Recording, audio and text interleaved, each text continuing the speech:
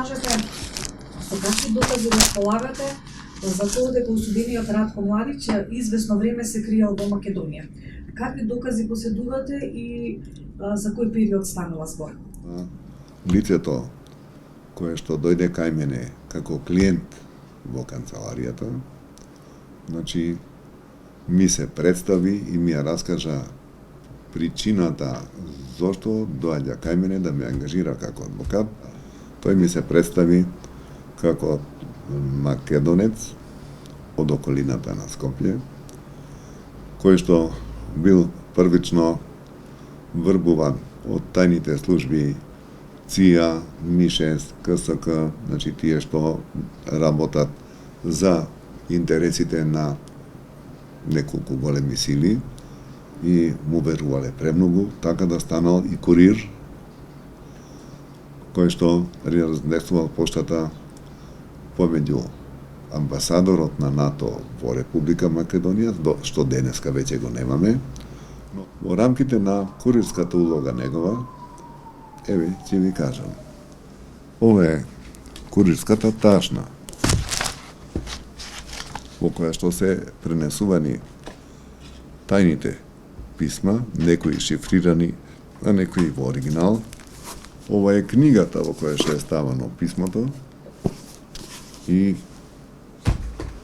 ова е свеќата со која што се запечатувале писмата кои што ги примал или од натовците, од тајните служби, или од Младич, од неговите соработници и од него лично. Со оваа свеќа е правен восокот и на тоа е ставан живот.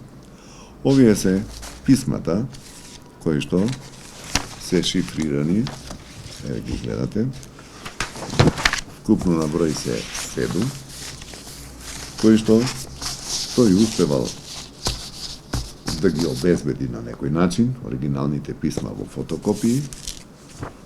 Повелете, ова може, кога ќе го дадете, ако го дадете во нормална димензија, дека може и службите да го дешифрираат тоа, бидејќи ова е посебно писмо на кое што комуницирале. За кој период станува збор? Ова станува збор за период од 2003 година па навам. Значи, тука се крил. Се знае ли колку години бил Ратко Младич во Македонија и на кое место? Повеќе години, со тоа што пред да биде однесен во Војводина, каде што е и уапсен, значи има уште еден додаток, дека лицата вработени во тајните служби, со кои што работел мојот клиент, значи му кажале дека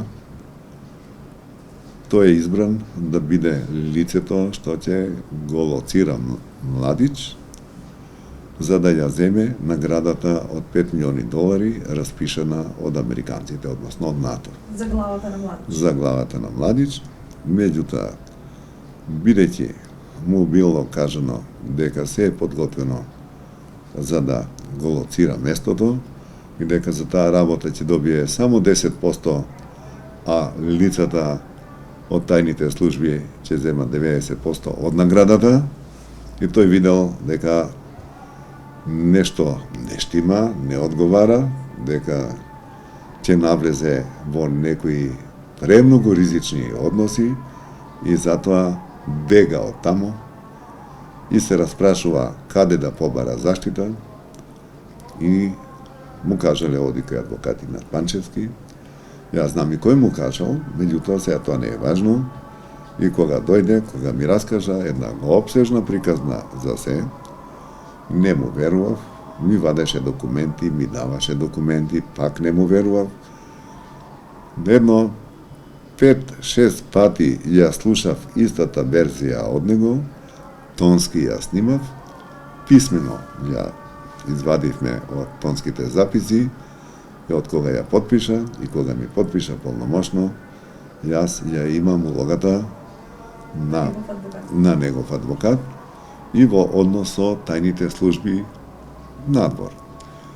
Што били вашиот клиент? Дали е имал директен контакт со Ратко Младич? Да. Го знае ли Да, местото да, каде да, што бил? да.